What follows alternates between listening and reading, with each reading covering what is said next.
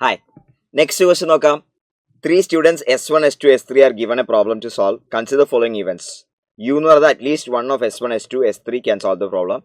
V എന്ന് പറയുന്നത് S1 can solve the problem given that neither S2 nor S3 can solve the problem. അവിടെ ശ്രദ്ധിക്കണം, given that പറയുന്നുണ്ട്. അവിടെ നമ്മൾ എന്ത് ചെയ്യുന്നുണ്ട്, സാമ്പിൾ സ്പേസ് ചേഞ്ച് ആവുന്നത് മനസ്സിലാക്കണം. W പറയുന്നത് S2 can solve the problem and S3 cannot solve the problem.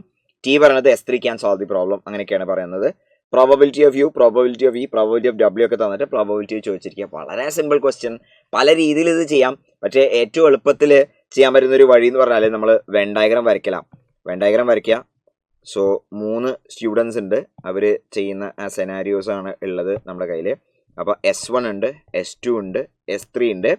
നമുക്കിനി എന്ത് ചെയ്യാം വെച്ചാൽ ഓരോ റീജിയനും നമുക്ക് എന്ത് ചെയ്യാം, ലേബലിങ് കാര്യങ്ങൾ ചെയ്യാം. സോ യൂഷ്വലി നമ്മൾ A, B, C, D, E, F, G, H ഇങ്ങനെയാണ് നമ്മൾ യൂഷ്വലി ലേബലിങ് ചെയ്യാം. ഇനി ഓരോന്നോരോന്നായിട്ട് എടുത്തു നോക്കിയാൽ മതി, ഒരു പ്രശ്നമല്ല. അവർ ആദ്യം പറയുന്നത് at least one of S1, S2, S3 can solve the problem. At least 1 person can solve എന്ന് പറഞ്ഞാൽ ഇതാ ഈ മൊത്തം ഈ ബൗണ്ടറിനെയാണ് ഉദ്ദേശിക്കുന്നത്, ഇത്രയും ഭാഗം. ഓക്കെ, അപ്പോൾ അതിൽ നിന്ന് നമുക്ക് കിട്ടുന്നത് എന്താണെന്നറിയോ, A plus B plus C plus D plus E plus F plus G. അതാണ് എത്ര പറയുന്നത് അവർ ഹാഫ് പറയുന്നുണ്ട്. അത് ഹാഫാന്ന് പറഞ്ഞിട്ട്. ഓഫ് കോഴ്സ് അതിൽ നിന്ന് നമുക്ക് എന്താണെന്ന് കിട്ടി, എച്ചും ഹാഫാന്ന് കിട്ടി. കാരണം ടോട്ടൽ എന്താണ്, 1 ആണല്ലോ, റൈറ്റ്. രണ്ടാമത് ഒരു പറയുന്ന കണ്ടീഷൻ എന്താണ്, S1 can solve the problem given that neither S2 nor S3 can solve the problem. അതായത് S2ഉം S3യും സോൾവ് ചെയ്യാത്ത ഭാഗം എടുക്കാം. S2ഉം S3യും സോൾവ് ചെയ്യാത്ത ഭാഗത്തിൽ അതാണ് നമ്മളെ സാമ്പിൾ സ്പേസ് ആയിട്ട് എടുത്തിട്ട് അതിലെന്താണ് S1 can solve the problem എന്നാണ് പറയുന്നത്. അപ്പോൾ നോക്കാം, നമ്മൾ ഇവിടെ നന്നായി ശ്രദ്ധിക്കണേ. neither S2 nor S3, അതായത് S2ഉം ഇല്ല S3യും ഇല്ലാത്ത ഭാഗം, S2ഉം ഇല്ല S3യും ഇല്ലാത്ത ഭാഗമാണ് എടുക്കേണ്ടത്. അപ്പോൾ S2ഉം ഇല്ല S3യും ഇല്ലാത്ത ഭാഗം എന്ന് പറഞ്ഞാൽ ഇതാ ഈ ഭാഗമാണ്, ഈ ഭാഗം, അതായത് എയും എച്ചും കൂടി ചേർന്ന ഭാഗം കേട്ടോ, സ്മോൾ എയും സ്മോൾ എച്ചും കൂടി ചേർന്ന ഭാഗം, അതാണ് neither S2 nor S3 എന്ന് പറഞ്ഞത്. neither S2 nor S3 എന്ന് പറഞ്ഞ ഭാഗം നമ്മൾ എടുത്തു. ഇനി അവർ പറയണത് എന്താ വെച്ചാൽ അതിൽ S1 can solve the problem. അതിൽ S1 can solve the problem എന്ന് പറഞ്ഞാൽ ഏത് ഭാഗമാണ്, ഇതാണ്, എ ആണ്. അപ്പോൾ അവിടെ ആ പ്രോബബിലിറ്റി എന്ന് പറഞ്ഞാൽ A divided by A plus H ആണ്. A divided by A plus H അവർ തന്നിട്ടുണ്ട്. എത്രയാണ്, 1/10 എന്ന് കിട്ടിയിട്ടുണ്ട്, 1/10. അപ്പോൾ ഇതിൽ നിന്ന് നമുക്ക് എന്ത് കിട്ടി, 10A is equal to A plus H എന്ന് കിട്ടി. And so your A is equal to എന്താന്ന് കിട്ടി, H/9 എന്ന് കിട്ടും, 1/18 കിട്ടി, അതും കിട്ടി. ഇനി മൂന്നാമത് അവർ തന്നിരിക്കണം എന്താ വെച്ചാൽ S2 can solve the problem and S3 cannot solve the problem. S2 ഉണ്ട്, S3 ഇല്ല.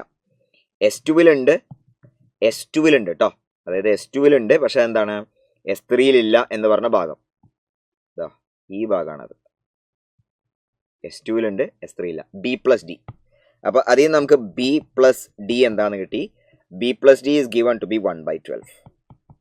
ആൻഡ് ഫൈനലി അവർ ചോദിച്ചിരിക്കുന്നത് എന്താണെന്ന് വെച്ചാൽ S3 can solve the problem. S3 എന്ന് പറഞ്ഞ സാധനം E plus G plus F plus C ആണ്. നമ്മൾ വിചാരിക്കുന്ന പോലെ കുറേ അൺനോൺസ്, കുറേ ഇക്വേഷൻ ഒന്നല്ല. E plus G plus F C കണ്ടുപിടിക്കാനാണ് പറഞ്ഞത്, അല്ലാണ്ട് ഇൻഡിവിജ്വൽ വാല്യൂസ് ഒന്നും പറയില്ല. അത് നമുക്ക് വളരെ എളുപ്പത്തിൽ കിട്ടും.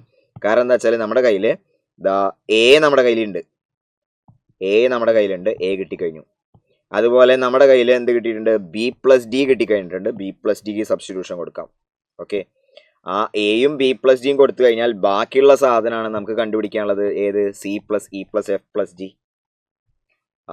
അത് കിട്ടി. എന്താ കാരണം, അത് that is going to be half minus B plus D എന്ന് പറഞ്ഞാൽ 1/12 മൈനസ് A എന്ന് പറഞ്ഞ സാധനം എത്ര നമുക്ക് കിട്ടിയിരിക്കണേ, 1/18 ആണ്. അപ്പോൾ അതാ നമ്മൾ A എന്ന് വിളിച്ച സാധനം 1/18 ആണ്. അതുപോലെ 1/12 എന്ന് പറഞ്ഞതാണ് നമ്മളെ ഗ്രീൻ പോർഷൻ. ഓക്കെ, ഹാഫാണ് മൊത്തം. അപ്പോൾ ദി ആൻസർ വിൽ ബി 36 കിട്ടണമെങ്കിൽ 18 മൈനസ് 3 മൈനസ് 2 ഡിവൈഡ് ബൈ 36. അപ്പോൾ 13/36. ഭയങ്കര സിമ്പിൾ ക്വസ്റ്റ്യൻ ആണ്. ആക്ച്വലി ഇത് വേറെ രീതിയിൽ ഇക്വേഷനൊക്കെ എഴുതിയിട്ടൊക്കെ നമുക്ക് ചെയ്യാം. അതിൻ്റെ ഒന്നും ആവശ്യമില്ല, വെറുതെ പടം വരയ്ക്കുക, ജസ്റ്റ് നോക്കിക്കൊണ്ട് ഉത്തരം ചെയ്യുക. വിത്തിൻ എ മിനിറ്റ് നിങ്ങൾക്ക് എന്ത് ചെയ്യും, ആൻസർ കിട്ടും എന്നുള്ളതാണ്, റൈറ്റ്. ഓക്കെ, സോ അതിൻ്റെ ആൻസർ നമുക്ക് വന്നിരിക്കുന്നത് 13/36 ആണ്.